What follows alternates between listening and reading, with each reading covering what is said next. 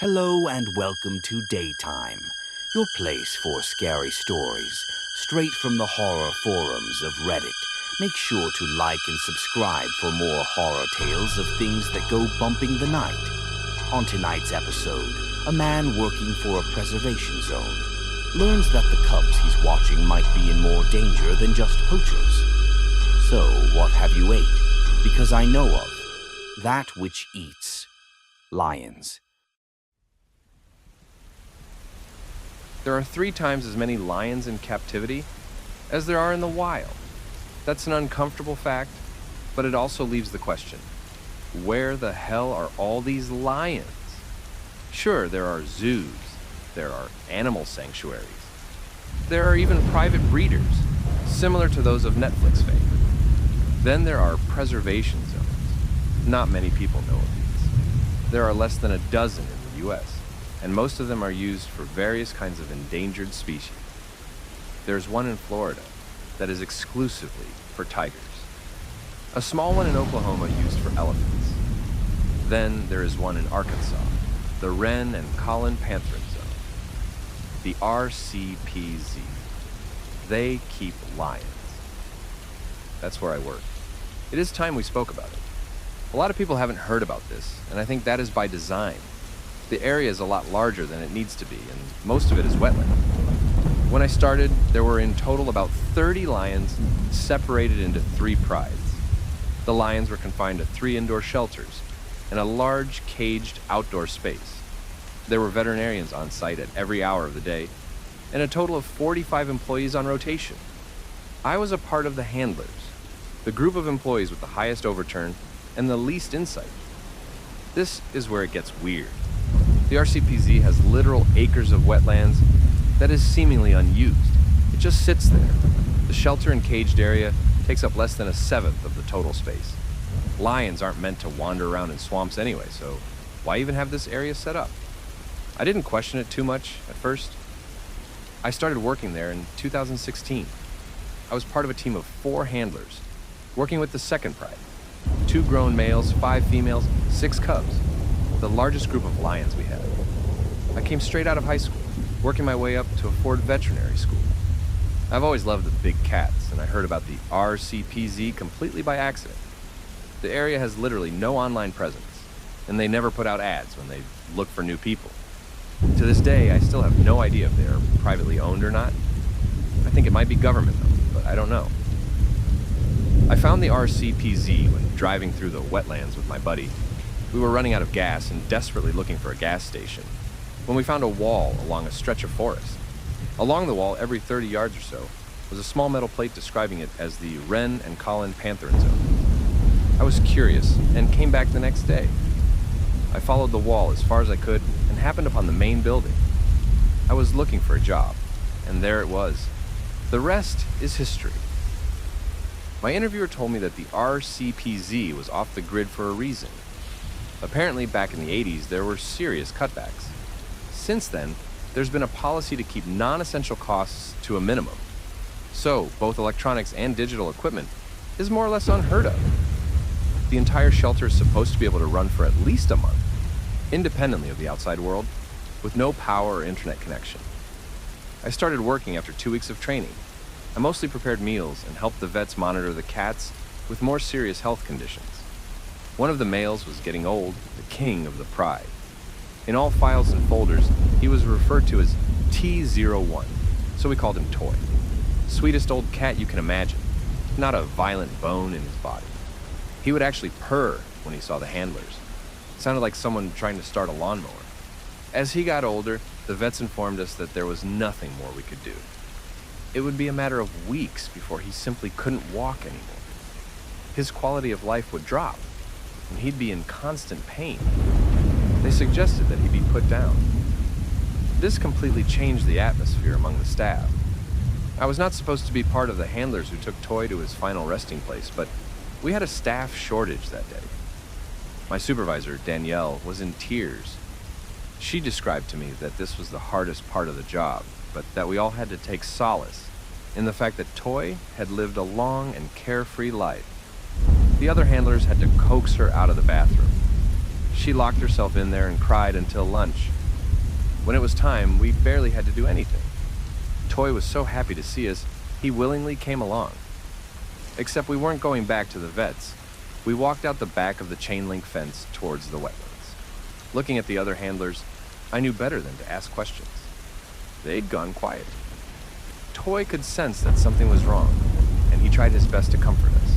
He'd poke us with the tip of his nose, as if to ask us what was going on. We walked for at least 35 minutes, following old trails deeper into the wetlands. We had to stop at times to make sure Toy could keep up. He was losing parts of his mane by now, and he was clearly in pain. Sweet old man. Finally, we came to this big lake. I noticed there were several logs and trees around there with odd marks, as if hit by lightning or clawed by an animal. Danielle took Toy aside and asked the rest of us to start walking back. I wanted to say that we couldn't just leave her there with the lion, but no one else protested.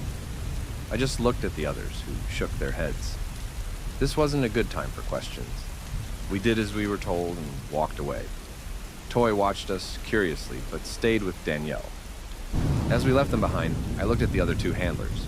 Before I could even find the words, they interrupted me. "Don't look," one of them said. "Just accept it."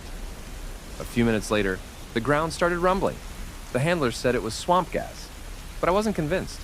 Swamp gas doesn't roar. It doesn't make the ground move. Also, it doesn't suddenly just stop, does it? That day changed the way I looked at my job. I started asking a few too many questions and reading a few too many documents. For example, there were at least 6 different academic papers on the Panthera atrox going around the facility. The North American lion, they went extinct thousands of years ago. The funny thing about it is that I can't find any of those papers online or their authors. I'm pretty sure most of them were written on site by the veterinarians. There were, of course, lots of areas I wasn't allowed in. Doors with reinforced locks and armed guards. Our ID badges were color-coded to show which corridors we were allowed to go through. And stepping out of bounds was grounds for immediate termination. The armed guards were not friendly. If anything, they could be a bit overzealous. Handlers and veterinarians were to be considered untrustworthy. So the default attitude of the guards was to doubt us and double-check our intentions. This made it hard to step out of bounds. I stayed at the RCPZ. Every time a lion would get too old or too wounded, it would be taken into the wetlands, never to return. Only the senior handlers were allowed to go out back. The rest of us were limited to the shelter and cage. Since we weren't understaffed again, I usually just watched Danielle and the other seniors lead the lion out the back from afar. It happened surprisingly often, at least once every 2 months. There was an incident in October of 2018. Danielle was taking R04, or Roy, out to the wetlands. She was gone longer than anticipated. Then the entire facility was put on lockdown. Every single armed guard got automatic weapons from the armory, and handlers were instructed to put all the lions back in the indoor shelter. There was a siren blaring, the kind you manually hand crank. The guards made sure no one entered or left the facility, but they didn't have the manpower to see what we were doing.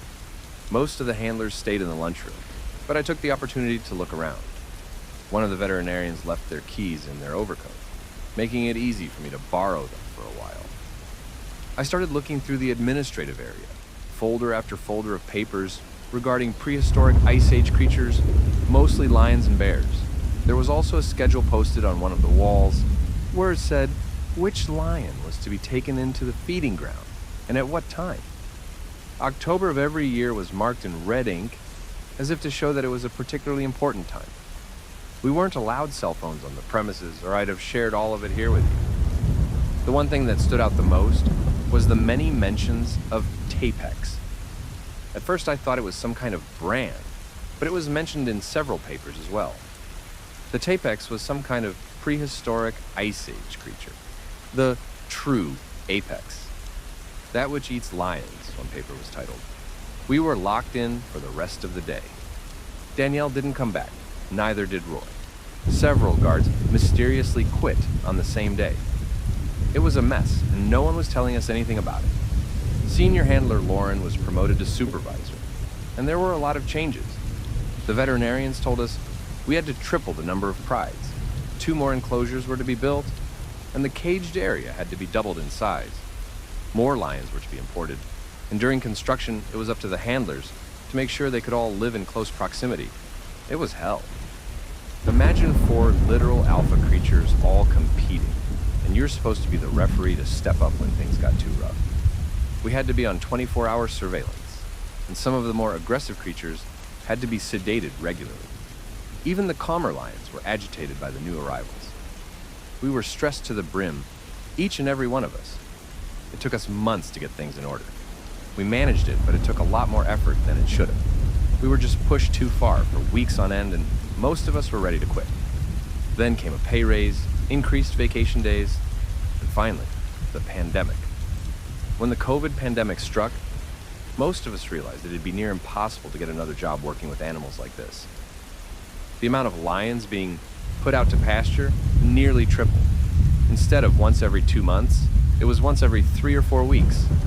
The veterinarians kept referencing a brood and an updated containment protocol, but we were kept in the dark about the details. They were getting careless, and the word Tapex was getting thrown around more openly. Then came February 2021. I usually went home around 6 p.m. when the night crew arrived, so I was getting ready to leave. We were grooming one of the lionesses and cleaning up the shelter when the alarm went off, 5:45. The armed guards panicked. They told us we needed to bring out 3 lions immediately. They weren't even trying to hide it anymore. 3 perfectly healthy lions were to be brought out and killed. The entire handler staff had to go out, me included. The lions weren't cooperating, and we had to force them out with catch-all poles. I was scared out of my mind. These big cats growling and snarling, as we had to force them out through openings in the chain-link fence. Armed guards with itchy trigger fingers. I was keeping madness at bay with a literal stick. It was getting dark, but a few of us had brought flashlights. I was one of them. My hands cramped around the catch-all as this massive animal protested and pulled against 4 handlers, trying to hold it off. The only other lights we had were the flashlights attached to the automatic weapons of the armed escort. Something was moving in the wetlands. Something big. I barely got a glimpse of it, but I saw scales. More movement, smaller. The lions were freaking out. The lioness in the far front, held back by 5 grown and trained handlers, was jumping and rolling. It was desperately trying to get away, meowing, screaming in protest, almost snapping its own neck. The second lion, an adolescent male, was getting aggressive.